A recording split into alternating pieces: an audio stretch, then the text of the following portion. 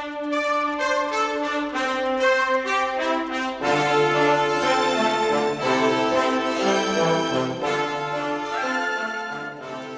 a tratar de ser muy breve, pero claro, hay ciertos detalles que es importante recordar. Antes del 2005, que había una representación parlamentaria importante de los partidos que hacen vida política en Venezuela, se hicieron unas violaciones dantescas a los derechos humanos, empezando el derecho de propiedad, una de las modificaciones más importantes de las propiedades más valiosas que tenía Venezuela, la propiedad privada más valiosa que tenía Venezuela, se confiscó en esa época, con plena representación de los partidos políticos dentro del Congreso. Y si yo repito las escenas que yo vi en ese entonces, me siento a llorar, porque personas que han debido salir a defender la propiedad privada lo que hacían era atacar a muchos de los empresarios que se estaban confiscando, diciendo que cómo es posible que le iban a expropiar y pagar cuando eran empresarios quebrados, cosas como esas se escuchaban, en vez de defender lo que estaba en juego, que era la propiedad privada, el concepto de propiedad privada, el derecho sagrado a la propiedad privada.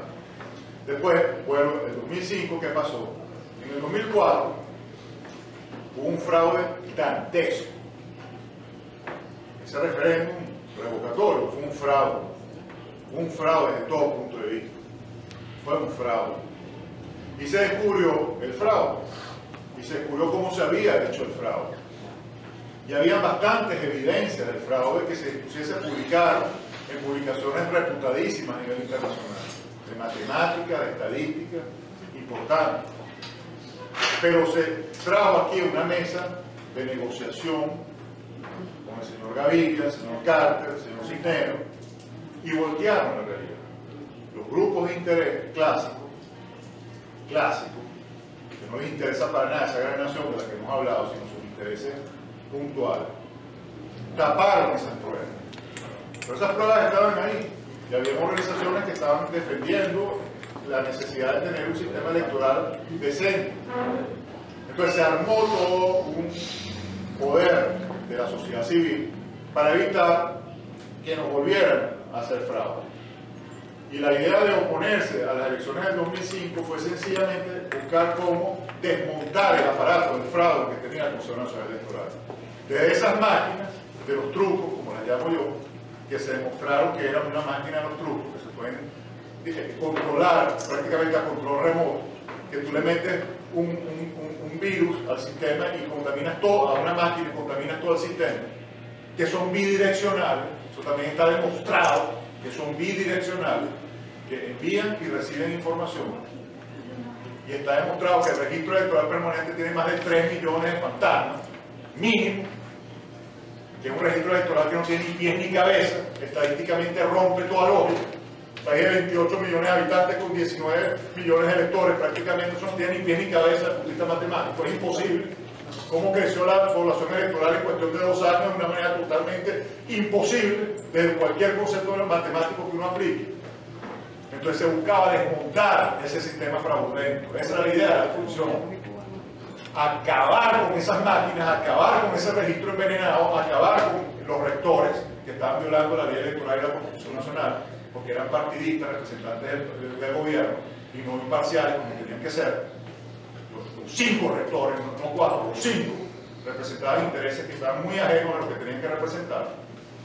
Entonces la idea era desmontar todo eso para poder tener un sistema que efectivamente pudiera ser de verdad para elegir y no para controlar una cosa, una manipulación ahí para lo que hablábamos antes, mantener a esta gente en el poder indefinidamente. Y eso se logró.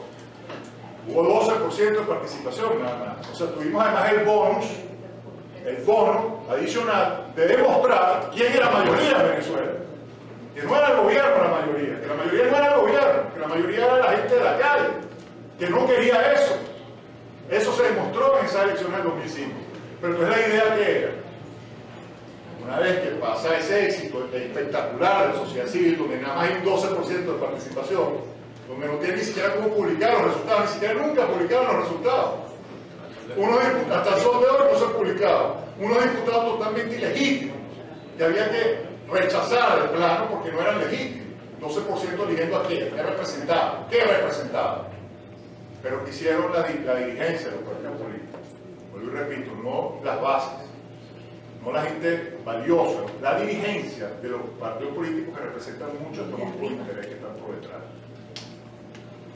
la palabra no la puedo decir porque es demasiado vulgar, pero, digamos, escupieron en ese esfuerzo enorme de la sociedad civil, le dieron la espalda, porque la sociedad le pasa el testigo a los políticos para hacer lo que tenían que hacer y terminar de desmantelar ese sistema.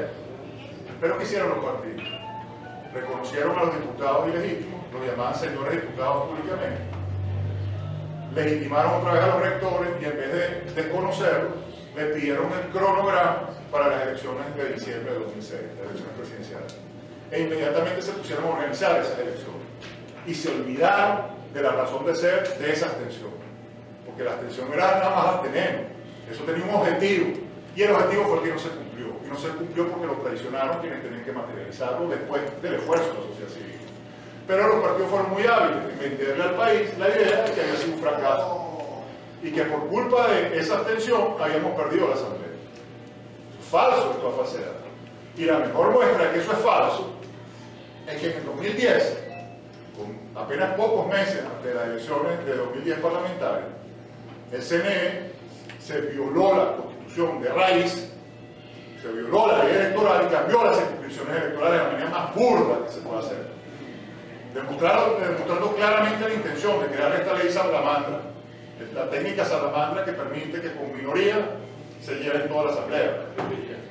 Y así fue. Pero eso se sabía antes de las elecciones y se denunció hasta el cansancio. Yo escribí por lo menos 30 artículos sobre ese tema publicados en el Universal para evitar que eso pasara. Y como yo había otros tantos que estaban en lo mismo, tratando de evitar que eso pasara.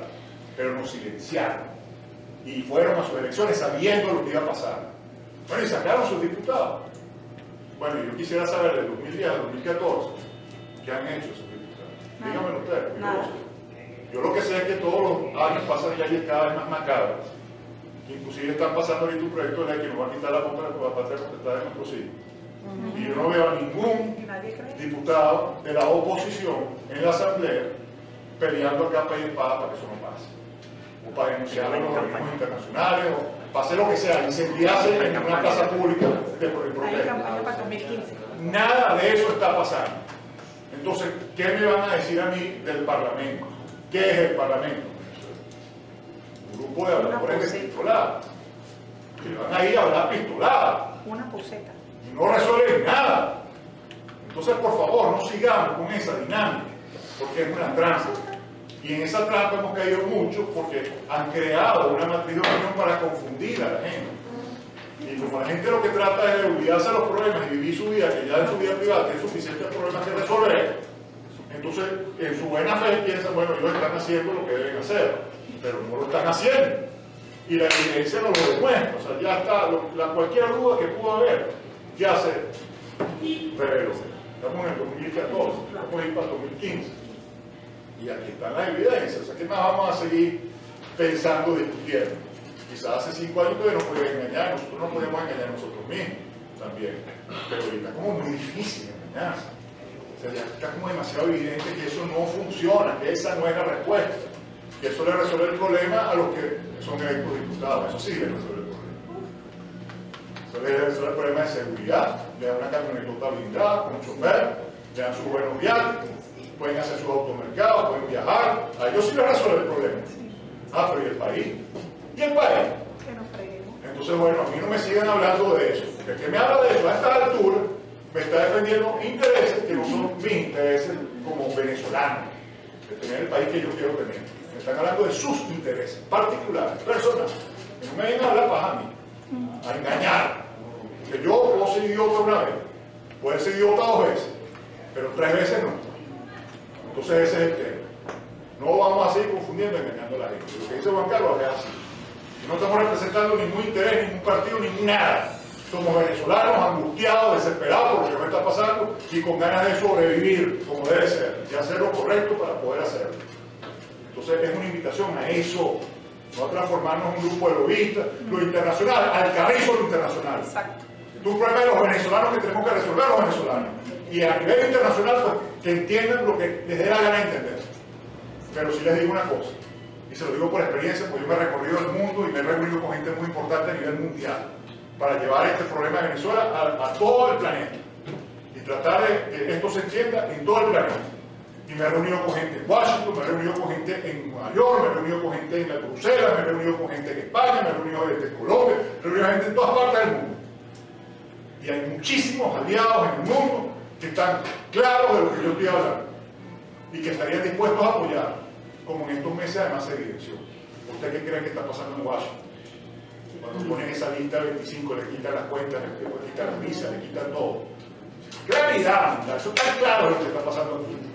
Pero entonces aquí surgen grupos que sabotean esos esfuerzos que se hacen allá. Y esa buena voluntad de contribuir, apoyar. Pero si aquí empezamos a hacer lo correcto, empezamos a luchar como debe ser por nuestra libertad, yo les aseguro que a nivel mundial los apoyos van a brotar, porque ya no hay que convencer a nadie, porque no estamos empezando la historia, ya tenemos 16 años, ¿qué son 16 años? Tengo 3 hijos, y los 3 hijos que tengo, uno ya tiene 18 años, lo único que han visto es esto. 3 hijos, uno de 16, de 18 años, uno de 14, uno de 13. Lo único que han visto es esta porquería. Entonces que no me vengan a mí con cuentos, sí. Ya es demasiado tiempo lo que hemos vivido esta cuestión, para seguimos engañando. Empezando ¿qué? Ya esta historia tiene que terminar, ¿vale? Y ya hay suficientes pruebas, además, suficiente escuela para saber, para aprender las lecciones. Entonces vamos a ser serios, de verdad. Y hacer lo que tenemos que hacer. Me paren, me